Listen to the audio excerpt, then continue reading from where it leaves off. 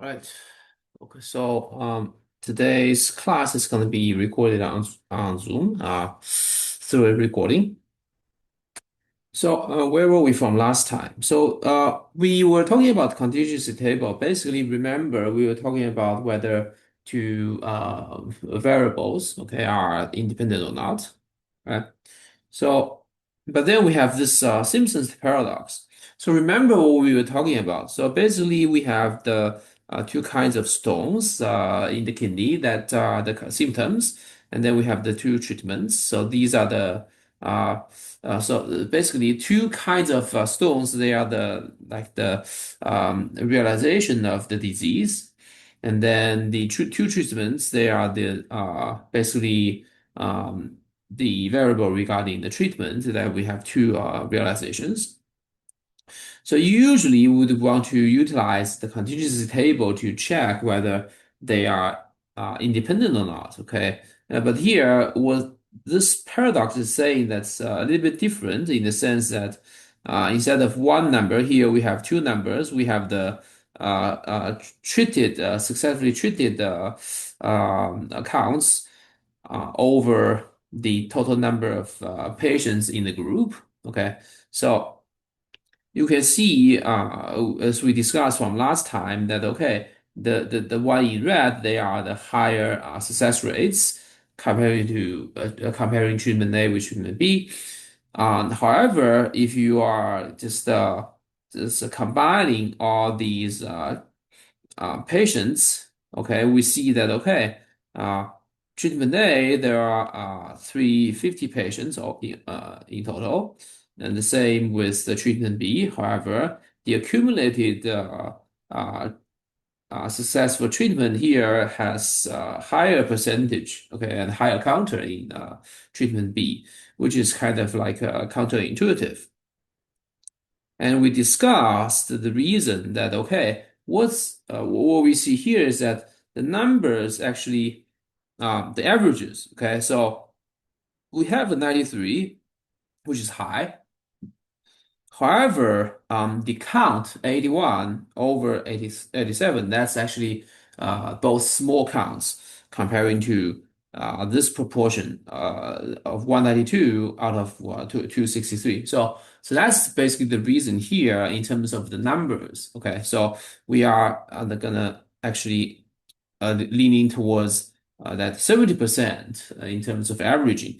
And similarly here, the number here, we have much larger cardinality in group 2, 270 relative to 80. So that's the reason why the number here, this the final average is closer to the 87%, which is exactly the outcome, okay, resulting this outcome of this kind of paradox.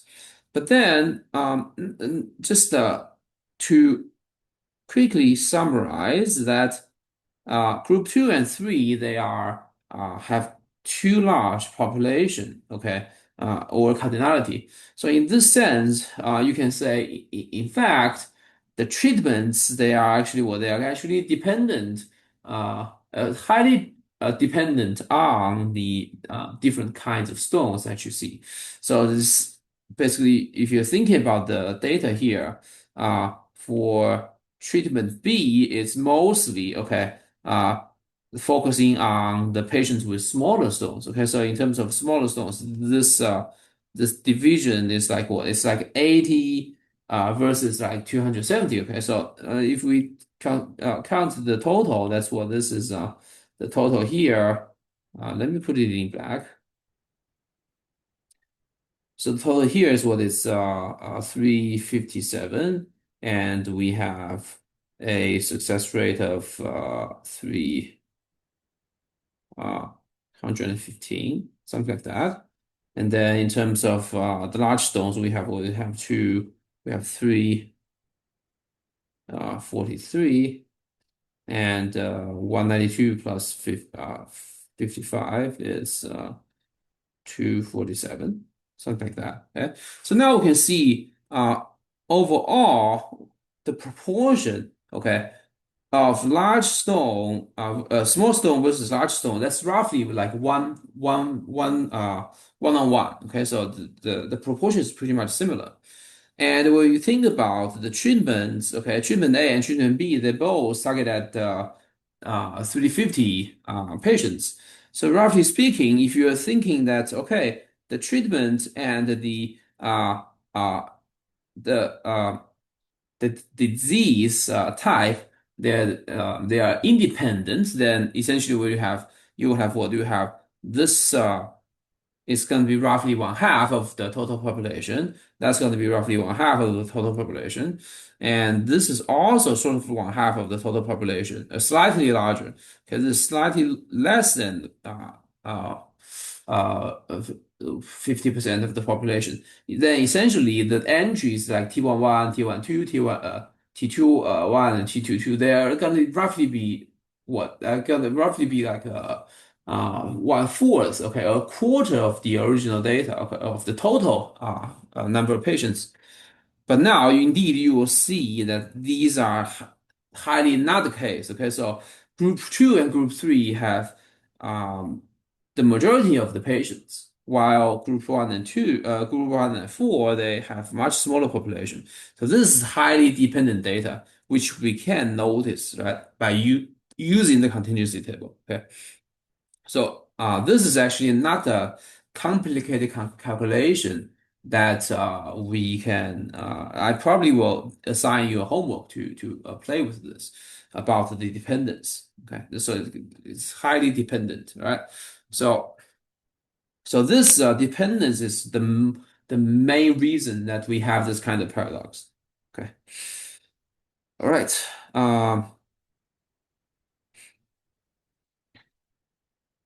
So that's where we left off on last time. Let me see if we're done here. Um,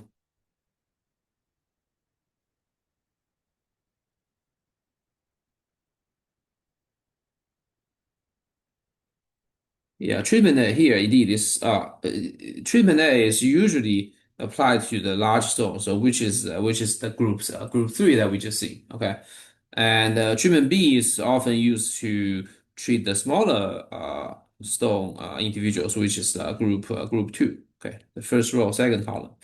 All right.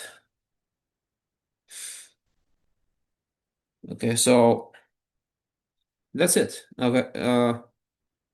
So this we just discussed that such a dependence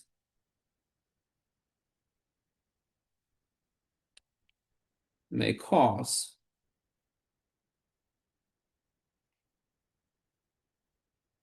the Simpson's paradox to occur. Yeah.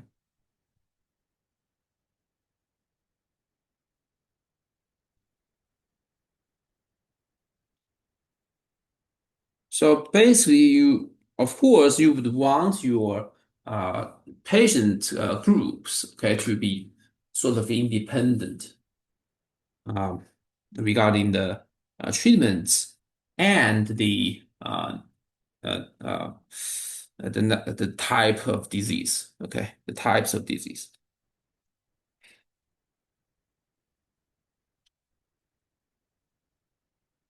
So as for the final conclusion here, okay, thus, let me change to the next line. Thus, when designing an experiment,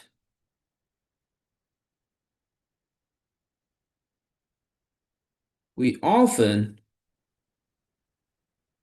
need to check the independence, okay? If dependence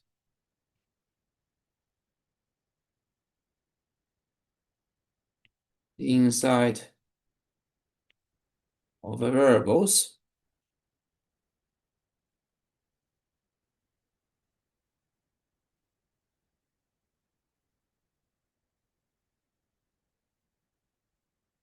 yeah, probably I don't need the if term, okay? So check the dependence inside our variables. And also make a note here. So so when we so now checking the dependence now gets back to the original discussion about continuous table. Okay,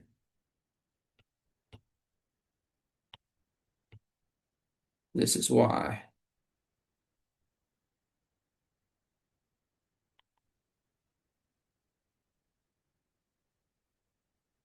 the methods we just learned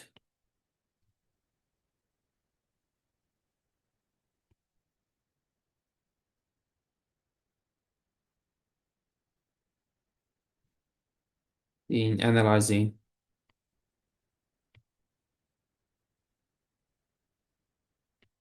a contingency table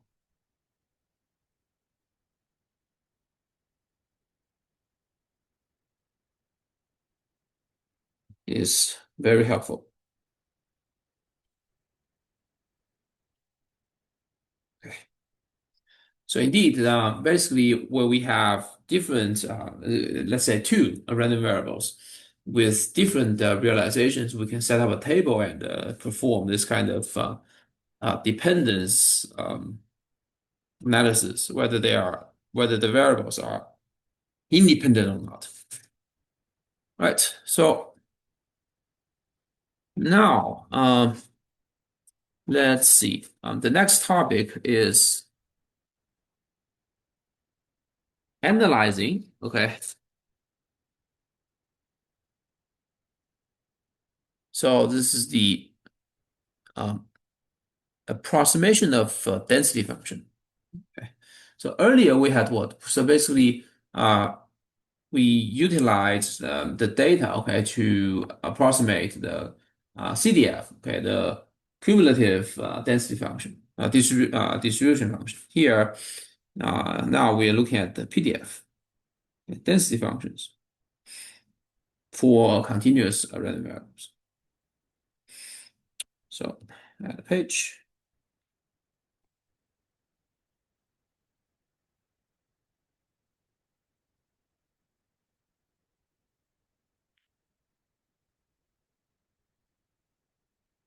So yeah, I'll add the title of the section a little bit later in terms of text. But now, lecture 6. Well, actually, for here, it's actually lecture 5, I think. All right. Density estimation.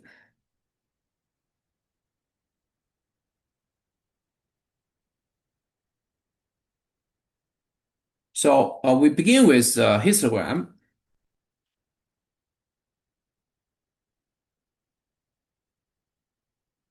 and then we also talk about kernel density estimator.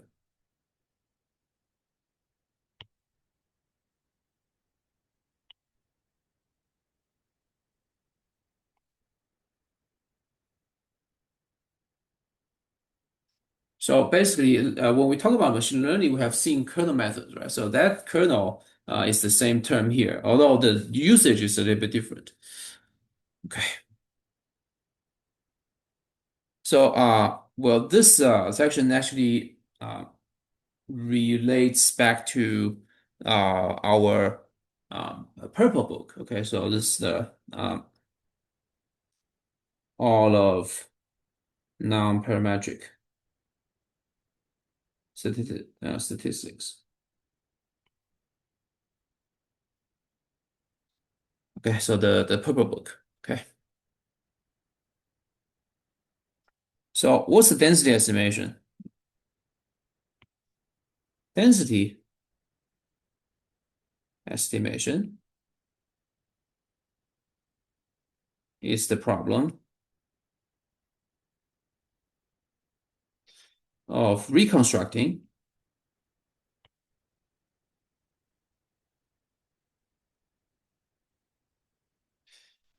the probability density function,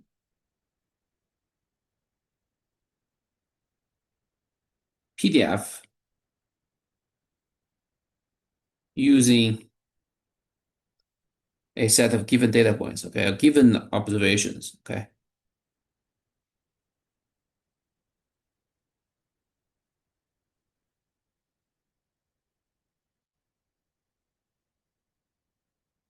So basically, we assume that these data that we generate, they follow a certain underlying distribution, but then we are trying to recover what that underlying distribution is, and we are focusing on the PDF. Okay. Namely, we observe x1 all the way down through, let's say, n data, okay, x1 through xn, and we want to recover the underlying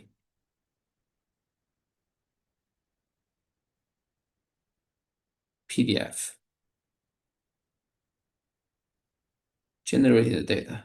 Okay.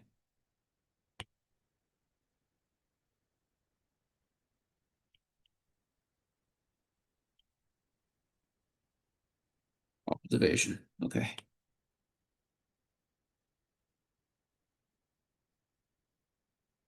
Okay, so firstly, let's look at the way to play with the reconstruction using histogram.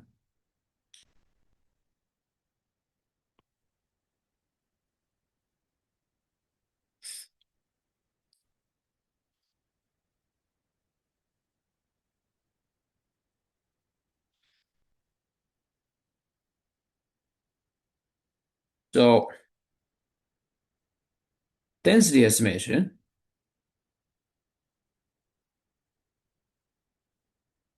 this problem here uh, is a central topic. Okay,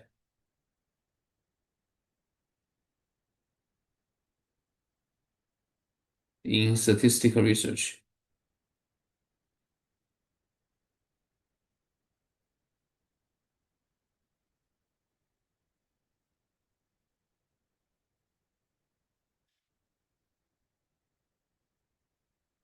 And histogram is I would say, possibly the simplest method. Okay.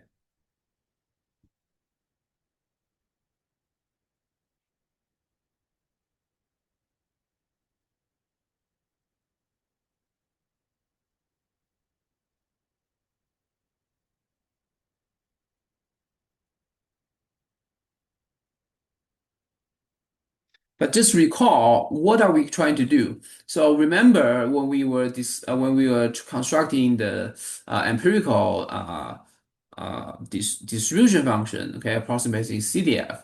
So we were doing the basically counting, okay, how the proportion of data that's less than or equal to a certain number, okay. So that will sort of approximate the cumulative distribution function.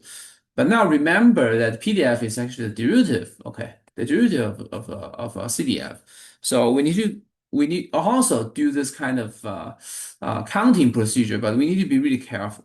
Okay, so here's uh, the setup. Okay, for simplicity,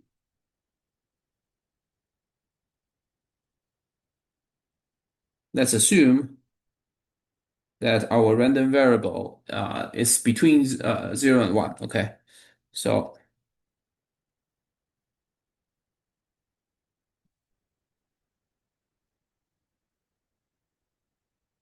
P of x is non-zero only on this interval.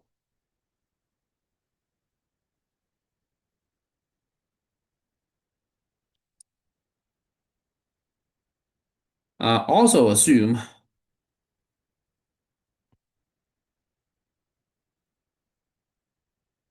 that the derivative uh, of the PDF is bounded. Okay, we assume that the PDF Q of x is smooth, meaning continuously differentiable, okay? And P prime of x, okay, is upper bounded by cap L for x in 0, 1. Okay, let me just write for all. In other words, the derivative is bounded.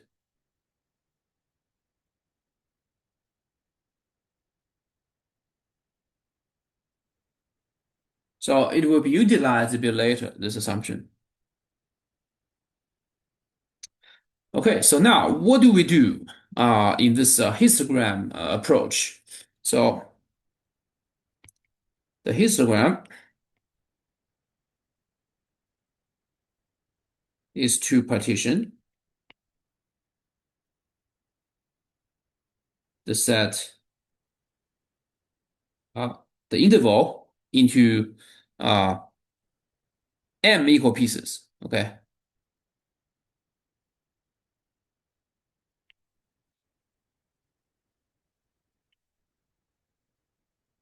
so this region of non-zero density is sometimes called the support. Okay, so this the region with non-zero density is also called the support.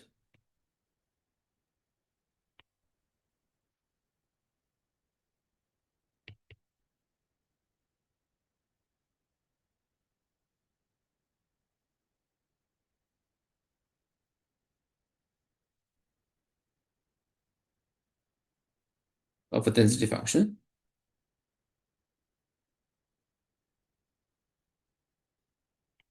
Okay, so here we have the support that's from 0 to 1. And now what we do here is to subdivide it into a number of equal pieces, okay, into, and each of them we call it the bin.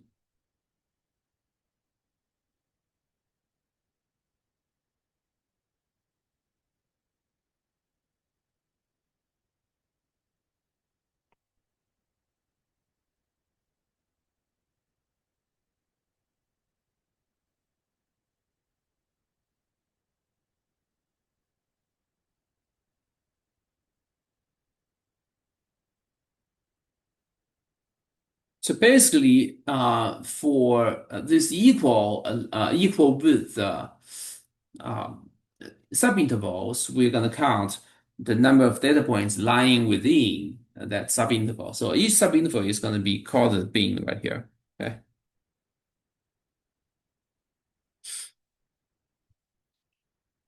And now, when we have, let's say, cap m bins,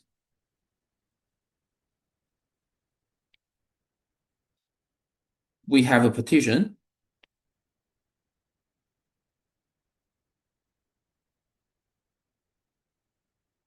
So just the domain interval is going to be divided up into m disjoint subintervals. Okay, so it's going to be the first being with 1 times this 1 over m. Okay, on the right hand side, and it just increases. Okay,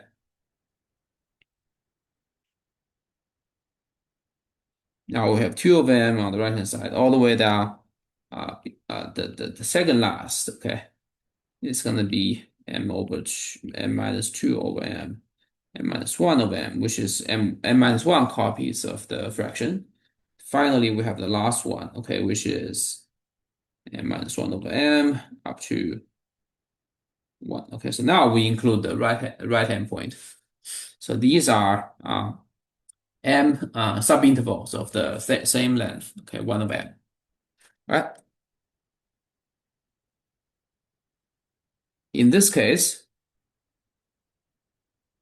So basically, for every input point x, okay, x will be lying in one of these bins. So we need to, but it's exactly one because this is a partition. Okay, so in this case, for any given x, okay,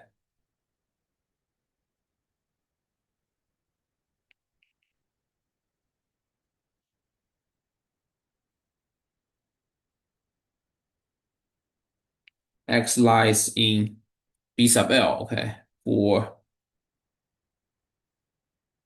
for exactly one L. Okay,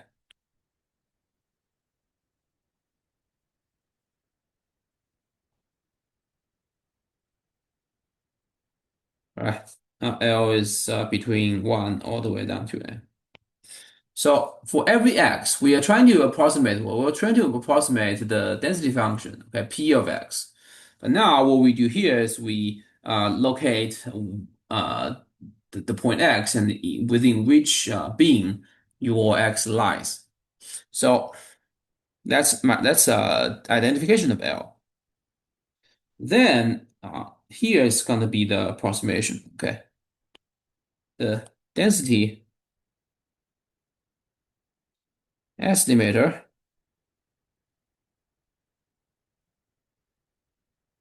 from histogram will be the following. So we're gonna call it little p sub n. So n is the number of data, right? So it's gonna be p hat. So p hat of x. Okay, so it's the approximation of p of x. So this is calculated by what? It's calculated by uh the proportion within the bin. Okay, within the bin b sub l. Okay, so it's gonna be number of observations in b sub l over n. Okay, this is the proportion multiplying by 1 over length of the beam. Okay.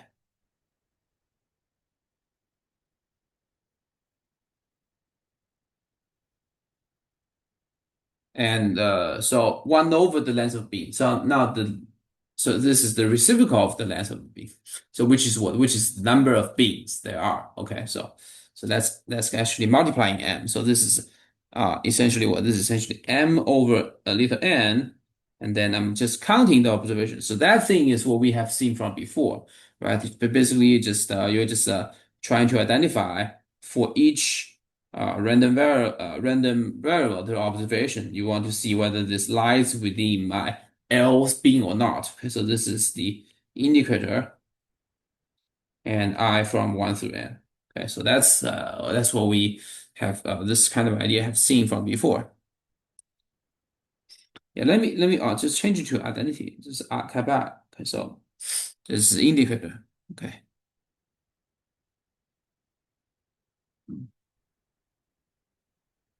All right. So indeed, this is just involving counting, right?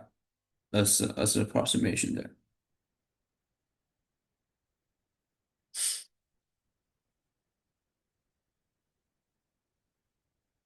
Okay. All right. So now the intuition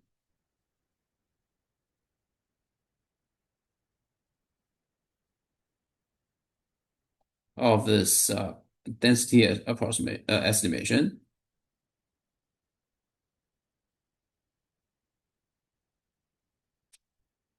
is that the histogram assign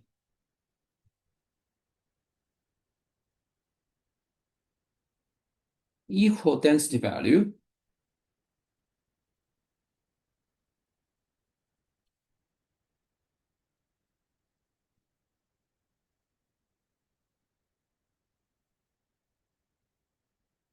to every point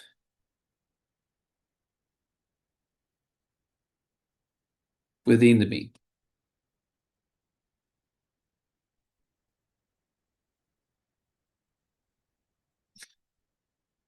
So for B sub L, that contains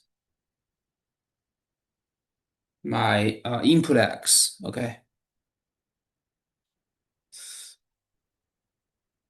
The ratio of observations within the beam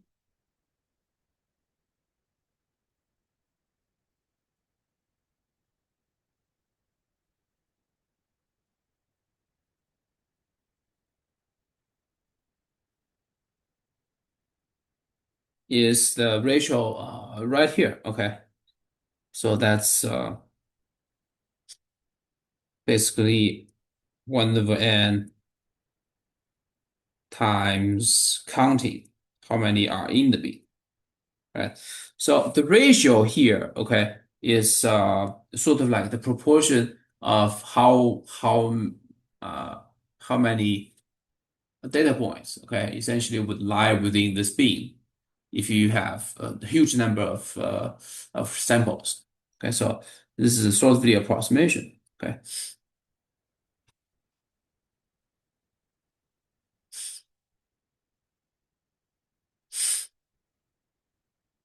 and then of course we multiply by the width of the interval. So that will give us the um, approximated density. Okay, which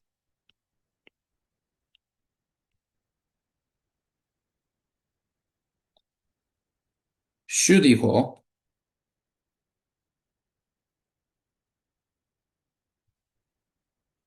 to the density estimate times the length of the interval. Okay.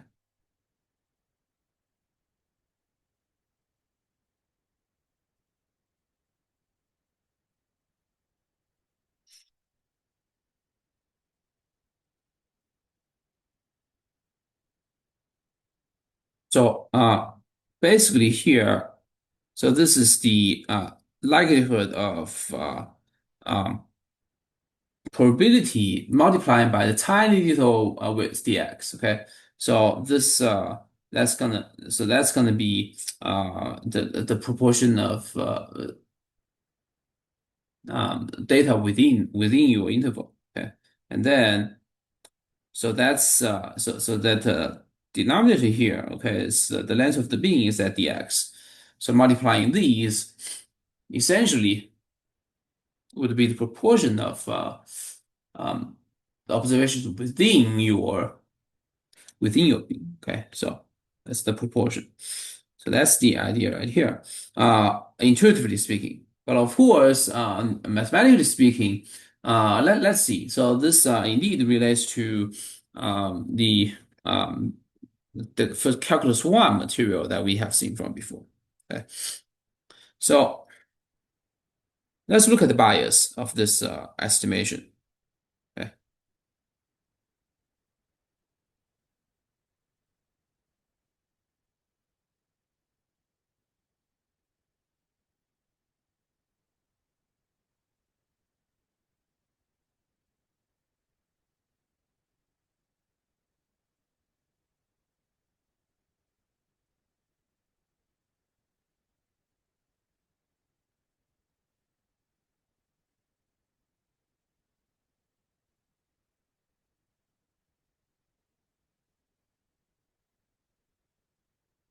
so right, so the expectation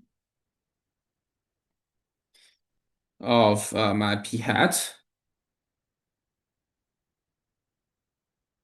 Okay, so remember, what are the random variables? The random variables are actually what these observations. Okay, so basically M and N they are certain. Okay, so when X is fixed, okay, when X is chosen, then which being you are in is also chosen. Okay, so then only xi these are you can we can usually assume that they are IID, right? So those are the randomness.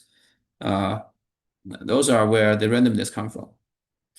Okay, so now on average, what's gonna be this estimator? Okay, so remember this equals to so just substitute, right? So the expression of let's take out the constants. Okay, we have m and n in the front right here. Okay, so this is m of n. Now we have the sum that we can also take out of the expectation. I equals from 1 through n of indicator of xi. Okay, in my b. Right. And this is actually not difficult to calculate. So this equals to what? This equals to here. This is so basically we have the random variable, which is the indicator. When your xi is in the bin, I have 1. When xi is not in the bin, I have 0, right? So basically it's going to be 1, and then you multiply the number multiplied by the probability, okay, times p of xi is in BL, okay, plus 0 times xi is not in BL, right? So, and clearly your explanation here equals to what? Equals to the probability. So this equals to, and it's the same, right? So we assume that the data they are essentially what RID from the distribution P of x. So this is m times the probability of, let's say, x1 in my first in my bin. All right. Okay, so now we assume that all x they're following the same distribution. So here we can utilize the definition of the bin and we just calculate. Okay, so remember for B sub L, remember the right hand side is going to be L over M, right? So it's going to be a open or closed interval on the right hand side, but the left hand side is always closed, so it's L minus 1. So that's the Lth interval where L goes from 1 all the way through M. Just remember. So now we can integrate. Okay, so this is going to be what? It's going to be M times the integral uh, from L minus 1 to over cap M to L over cap M of my P of x, okay,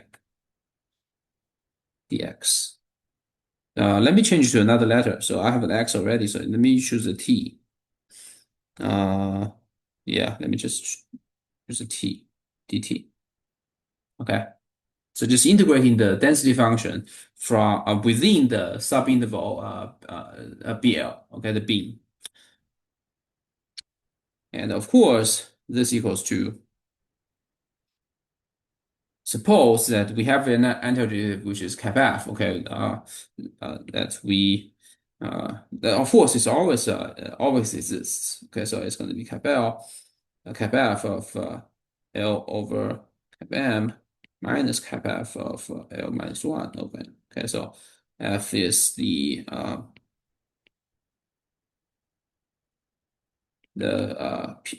CDF. Okay.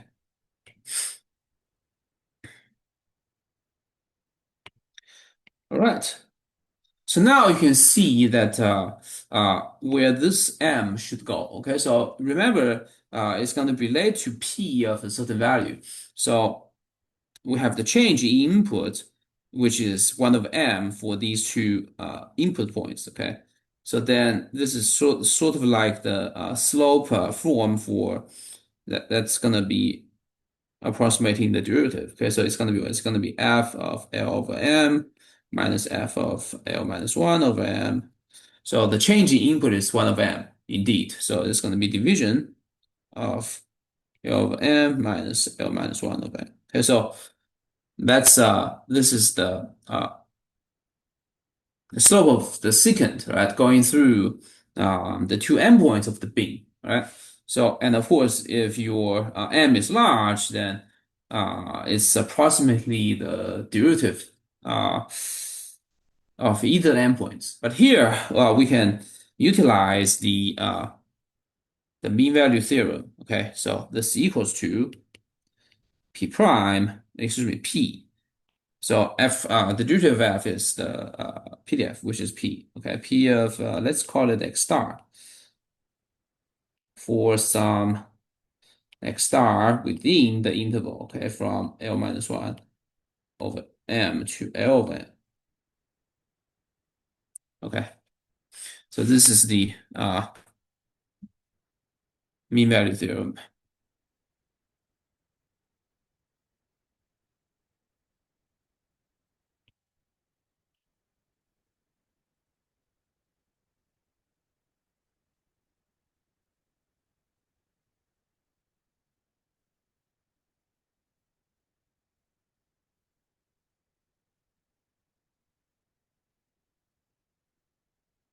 And we can also apply the mean value theorem again to uh, further analyze the bias.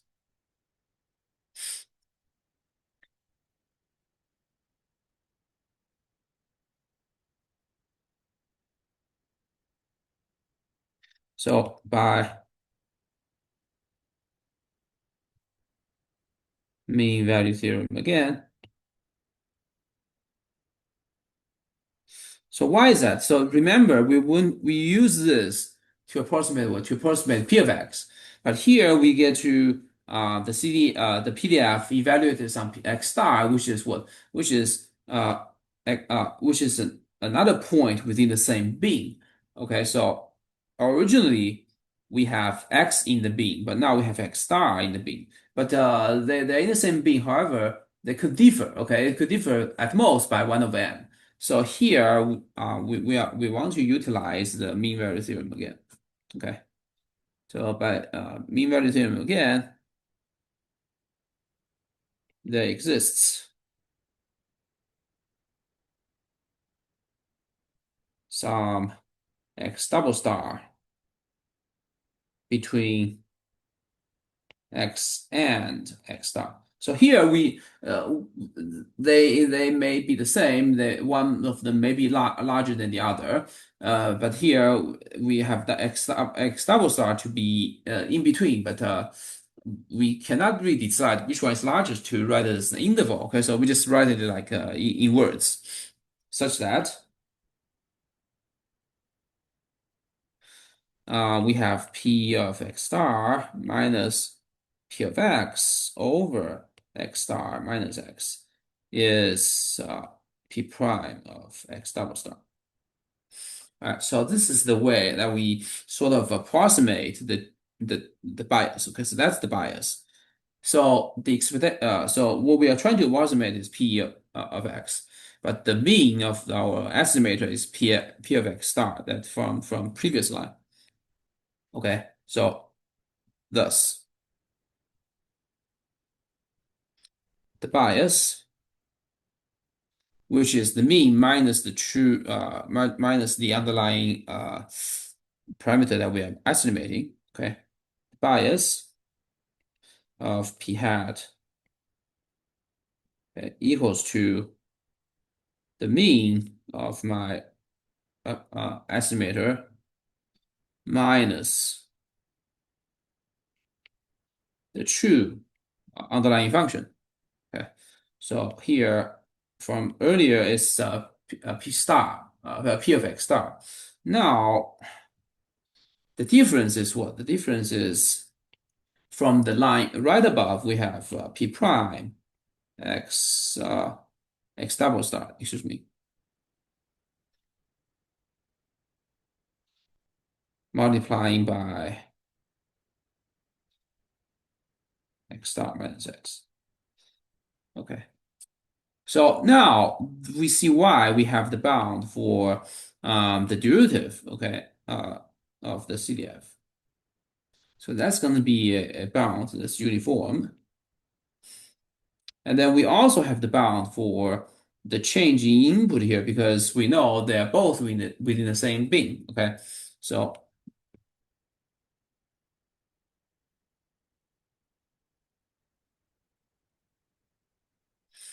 bias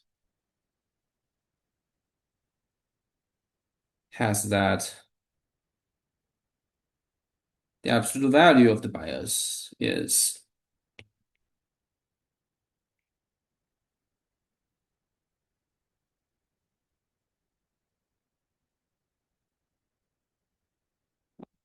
equals p prime of x double star, taking the absolute value of x star minus x.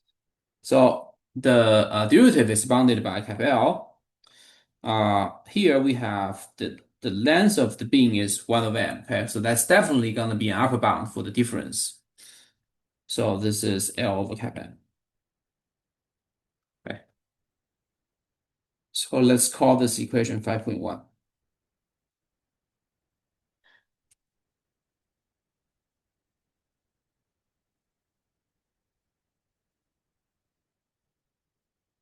The pen, okay, the pen is fine.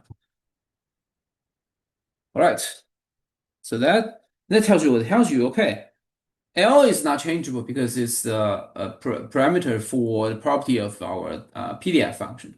But here, cap m is something you can change, right? So basically, we are dividing the interval from 0 to 1 by into m equal pieces. So the more pieces that we can do, then the bias is going to be a little bit less and less. Okay, so that's our bias. And now, what about the variance? The variance we can also calculate. Okay. Um,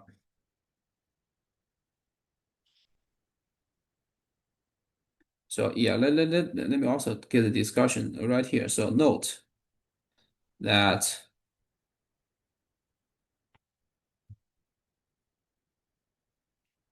we used the fact that x and x star are in the L spin, okay, whose total length is 1 over kappa n. Okay, so the F's value of the difference is at most 1 over kappa n.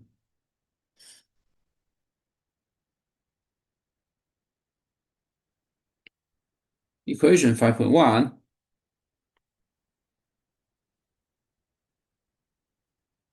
shows the more beams we use,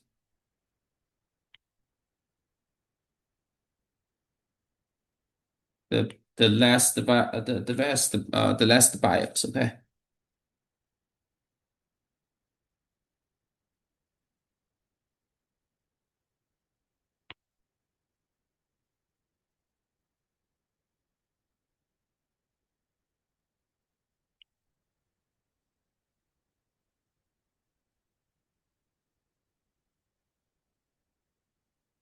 approach. So, what about the variance?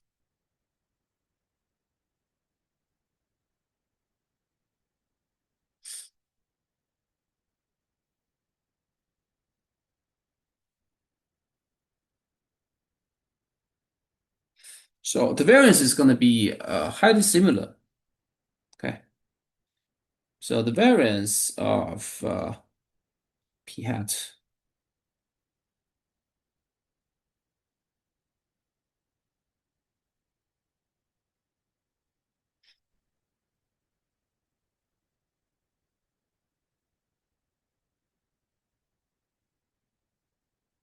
So what's that? So let's quickly take a look back at our estimator. Okay, so this is the estimator, and here we have m is a scalar in the front that we can take out. Okay, so it's going to be m squared of the variance of these ID indicator random variables. Okay,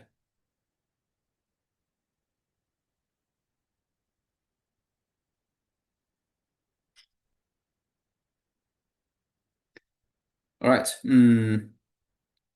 So yeah. Well, once again, since let me see. Each one of these is um IID. Okay, so XI are IID. So these indicators are also IID. And then you have uh, uh, sort of like the sample mean of these the ID random variables, so the variance. So if you think about it, we have 1/n squared that we can pull out, but then for the n copies within the sum, we can split that as n copies of the uh, second moment. Okay, so this is not really difficult to write out, but here we can let's save some writing. So it's going to be the variance of let's say an individual, let's say x1, okay, within the being. So just skipping a few steps that we have seen from before. But now what's this? This is actually the expectation of the random variable squared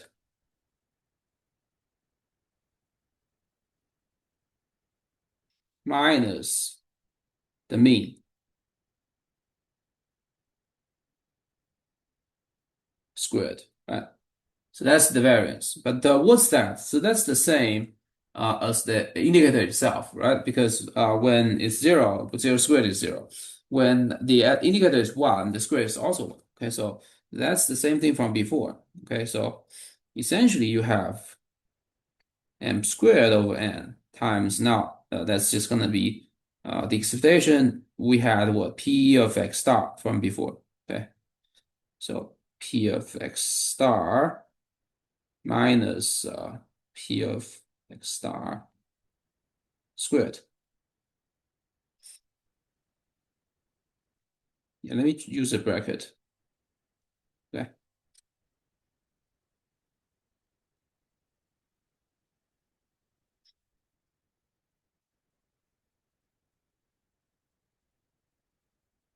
Ah, wait.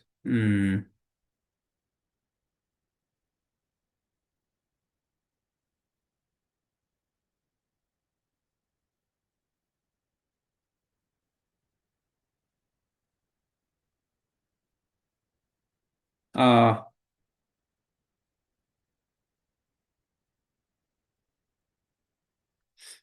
yeah, let's be careful here.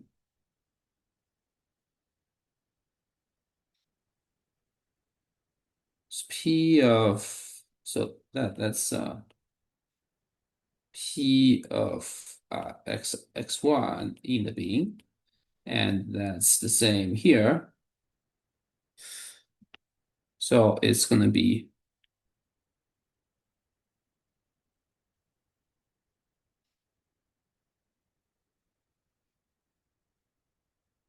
yeah, that's true. That's for sure. But from earlier, hmm, if we look at the calculation, it's actually what? It's actually this line. Okay. And the answer is this. Okay. So essentially, we're using this part, okay, to do the approximation. It's going to be f of L over m minus f of L minus one of m. Okay, so that's my probability here. But we are using the last line. Okay, so p is actually the yeah. Let you make sure to write it as a lowercase. So this is a p of x star over cap m. Okay, so just dividing by this cap m. Just remember that. So that's something I almost forgot. So this becomes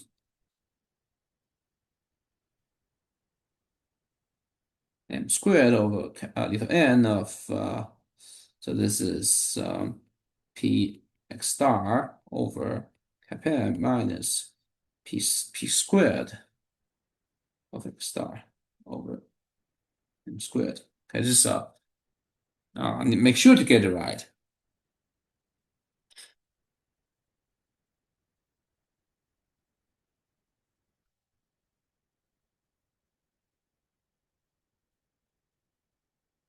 All right, so now simplify. So this is m times p of x star over n minus p squared of x star over n.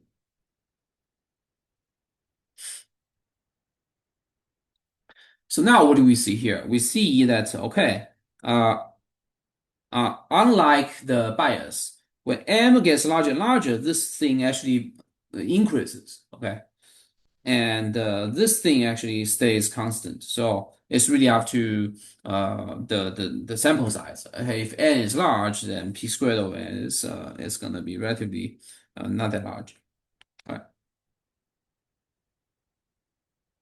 so let's give it a label also. This is my equation 5.2.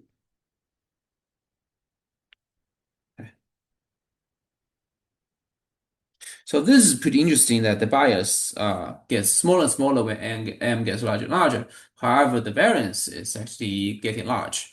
So there's a bias. Remember earlier we talked about the bias variance trade-off. Okay, so indeed this is going to be a trade-off here. Okay, the analysis of the variance show shows that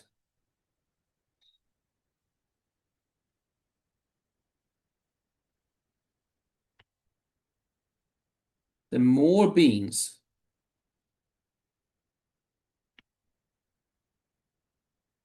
we use,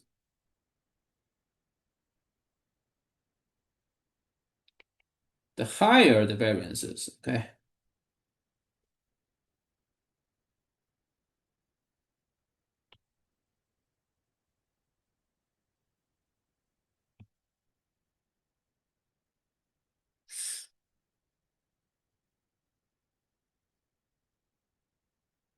So now let's so in this trade-off, so one way to think about the sort of like combination is remember we have what we have the mean squared error that we had earlier that we were talking about at the beginning of the semester. Okay, so now consider the mean squared error. Okay, MSE at MSE of our estimator p hat. This actually equals to what? Remember, this is just a p hat of x minus my true PDF function p of x. Okay, I'm taking this explanation, and remember that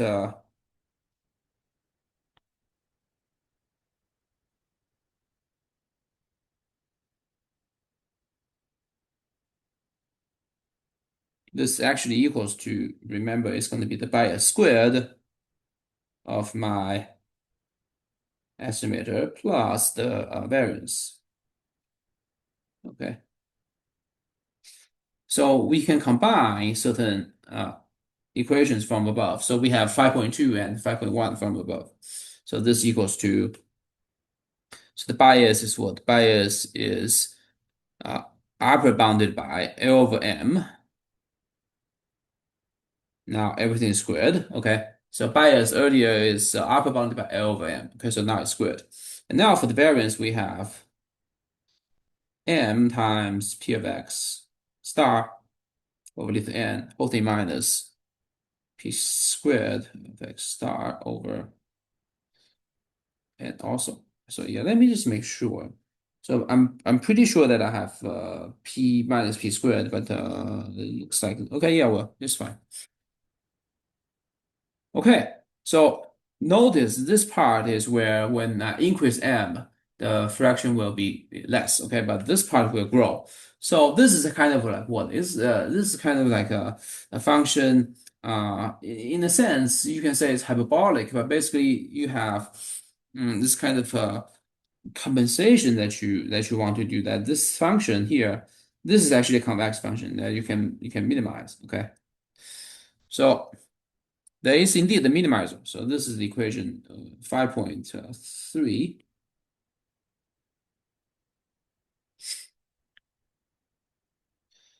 Right. To get the minimal value for the upper bound, okay, for this right-hand side, we can do analysis.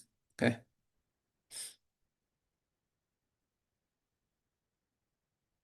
So an interesting feature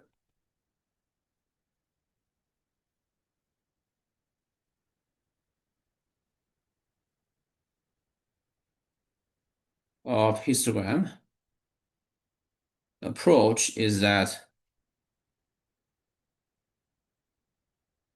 we can choose the number of beans.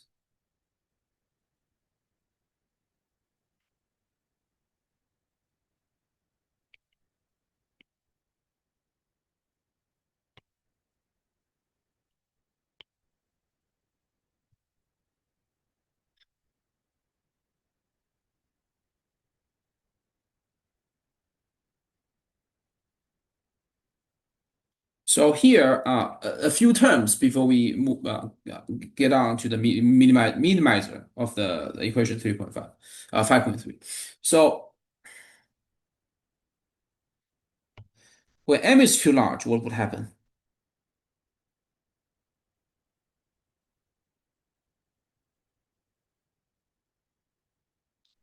The bias is small, okay?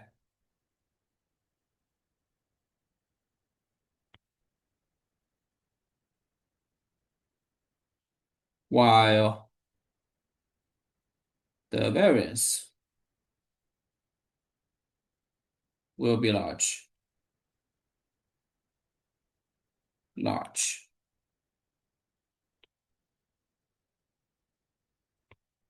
This case is called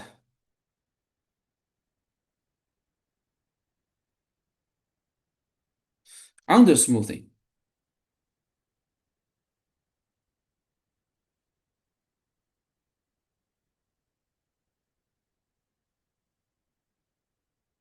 And the opposite case where m is small,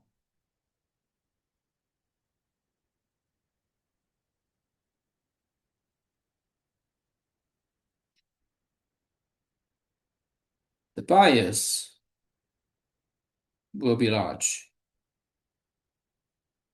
while the variance is small.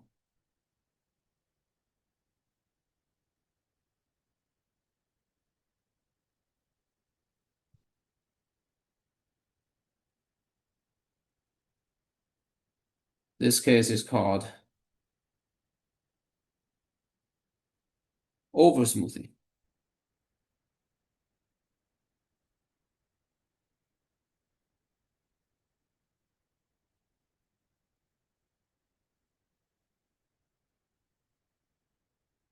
Okay. So to balance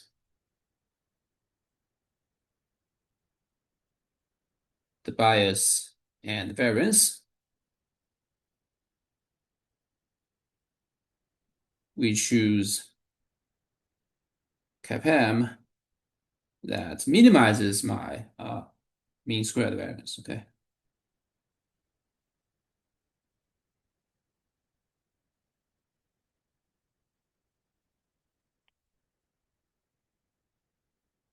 So let me put it in red. So basically, we differentiate this function right here. Okay. So what does it give you? So this is L squared times m to the negative 2 plus m times p over n. Okay, so something like this. So if differentiate, we'll get what? We'll get negative 2 L squared m to negative 3 plus p of x star over n. Okay, so we want this thing to equal to 0. And of course, if you differentiate again, you will see what? You will see this part. Okay, so excuse me, you'll see this part. The second term is constant, so indeed it's positive. Okay, so the derivative of the circled part is positive because it's 6 L squared m to the negative 4. Okay, so that's positive. So we have a convex function.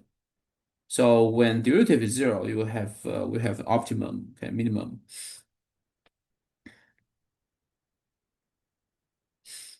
So m optimum equals to the solve, right? So this is going to be 2L squared n over P of x star whole thing to the one third. Okay.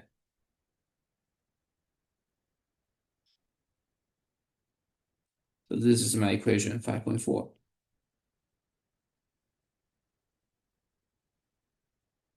So now about these data, what do we know? What do we not know?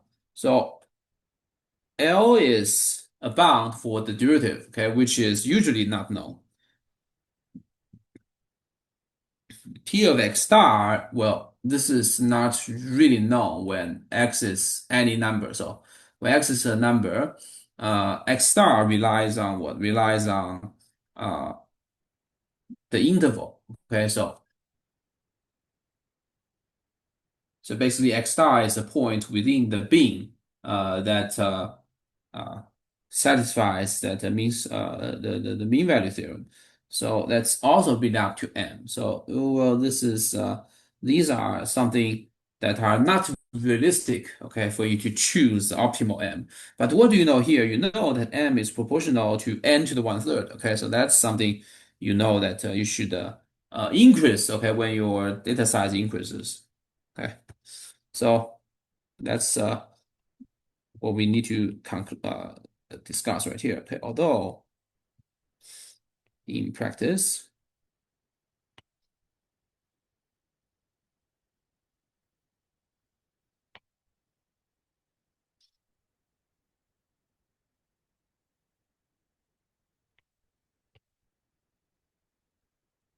the quantity L and P of x star are unknown,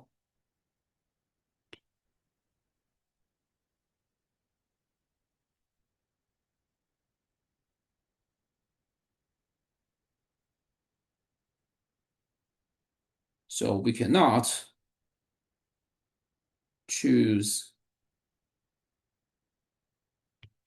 the optimal M from above. Okay, the rule in equation 5.4 indicates that you should increase your batch size, okay, the bin size, okay, excuse me, tells us how to how we should change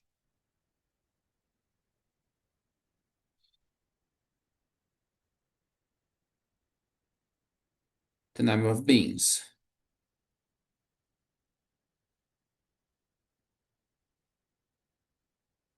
when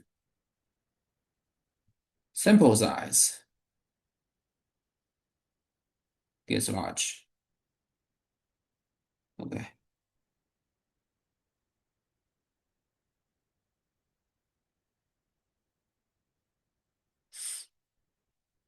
But then, of course, to choose the best M is actually something in research. Okay, that's a topic called bandwidth selection. Okay, that's an active field.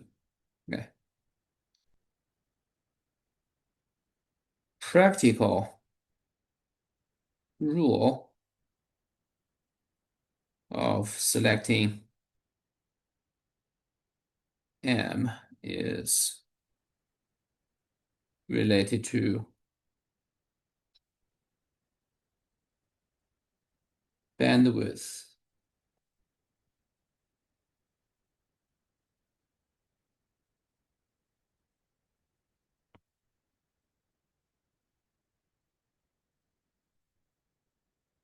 selection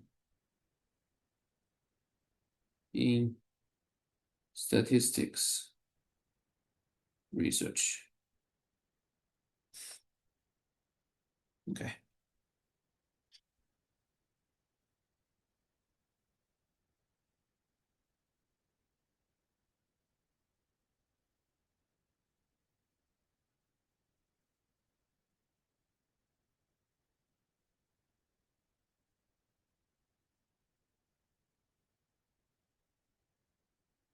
Right. So this is the first way that we're doing histogram. So basically, we just subdivide and then we just sort of we subdivide the interval, and then each time, what do? We just for each interval,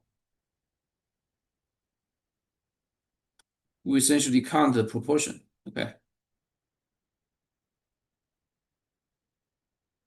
So that's the proportion within the interval. Okay, we have n pieces. That each one is giving me a proportion, and then I'm multiplying by m. Okay, so that's gonna construct the histogram there. All right, so that's the idea for the histogram approach, which is pretty sort of intuitive, okay, and straightforward. All right, so the next method here is what's called the kernel density estimator. Okay. So we're gonna give a little bit of figures. Let's say uh, after the this class, let's say next Monday. Here, just quickly give you an idea. Okay, kernel density estimator.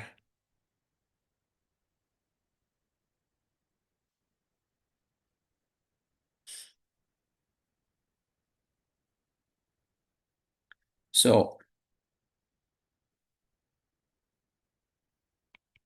this approach,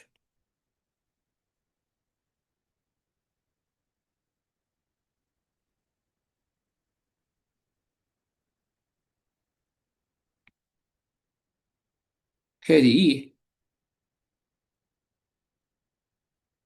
sometimes is called uh, kernel density estimation. Okay.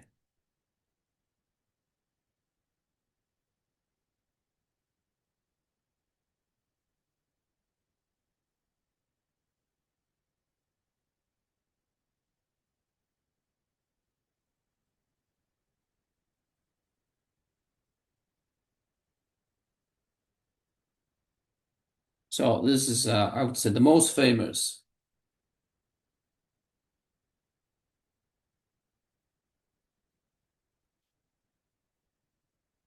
method for density approximation.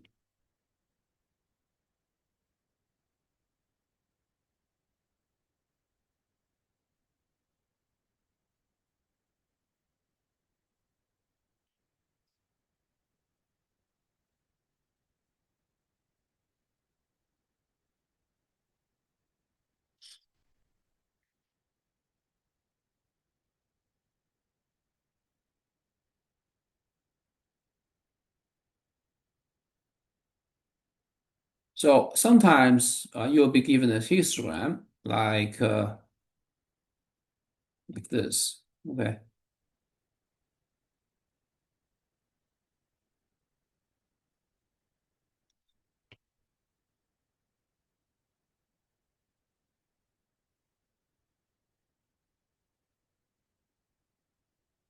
So let's just say that's our histogram.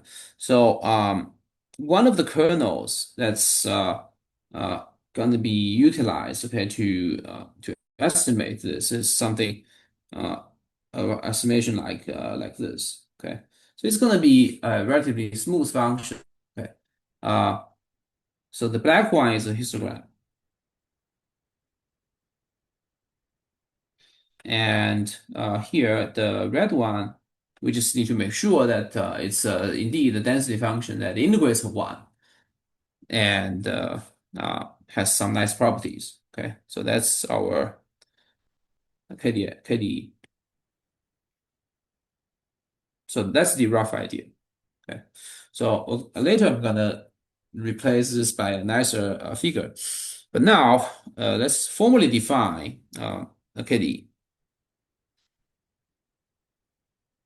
A formal definition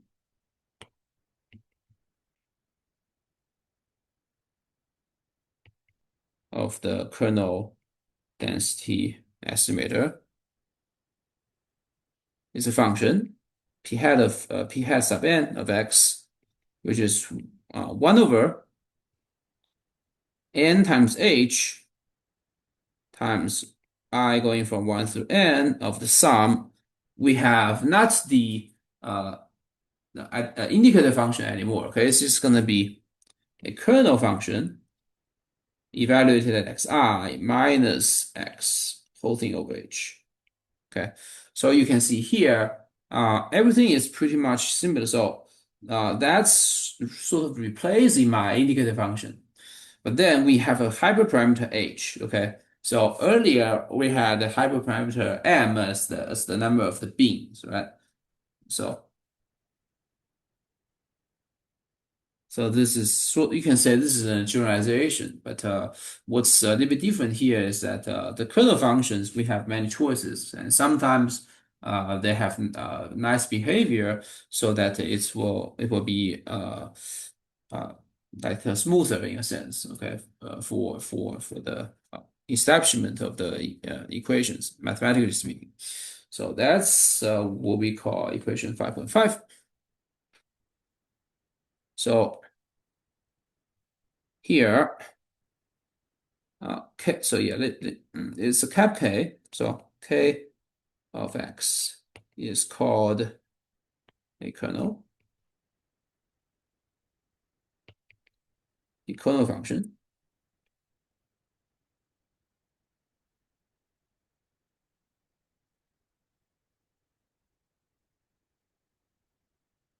that is generally smooth,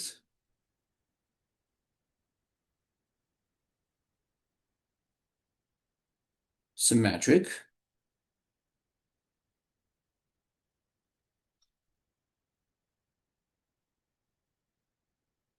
Okay.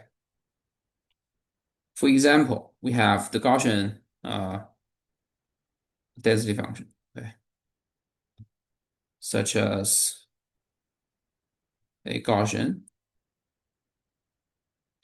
Gaussian is AU,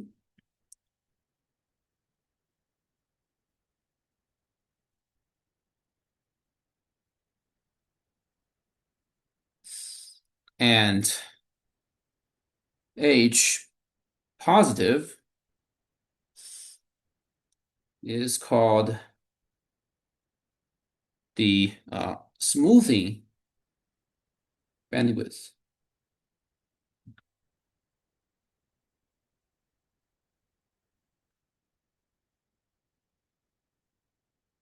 that controls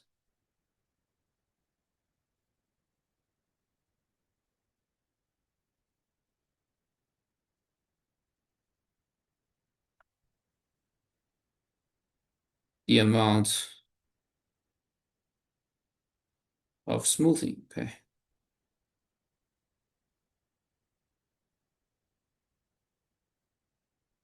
So essentially, this h here and here, they are simultaneously changing the shape of the function. Right?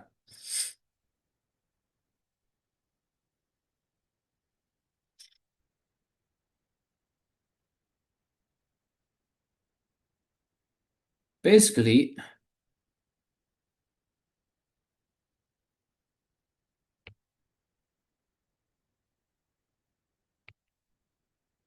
the KDE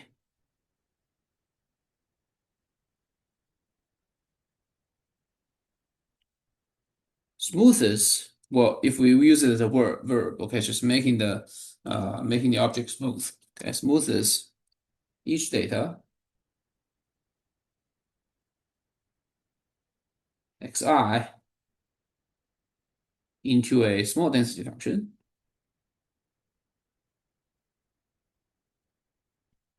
a small density. So well, you think about it as a function, but also in the graph, it's like a bump. Okay, uh, it's gonna be small density bumps that may pop up. Okay, and then you are essentially having a weighted sum. It's right here. Okay, 1/n. And we are summing over all n such functions. So that's a convex combination in a sense. Okay, and then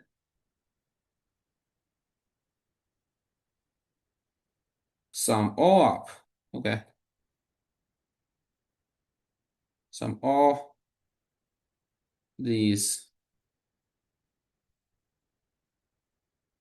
these small bumps together to obtain the full, okay,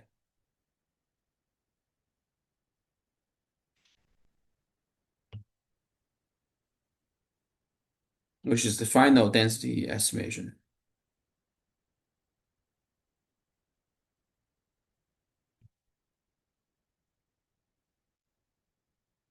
Estimator. So essentially, each data point has a small like a bell-shaped curve, let's say Gaussian. And then if we have quite a few data points that are concentrated at a region, then that those will add up, and then you'll have a high peak. And then for the data that are relatively coarser, okay, or further away, then you'll have smaller bumps. So possibly even there's no bump, just relatively flat region. So that's kind of like the behavior. So yeah, there will be a few figures that I'm gonna show a little bit later.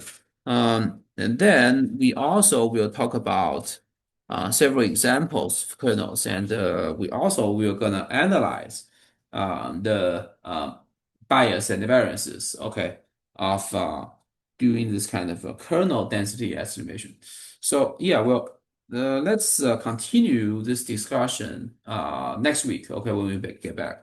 But over this week, I'm gonna also assign the homework that's reflecting on what we discussed from before today's class. So just uh, you guys can look forward to a upcoming homework.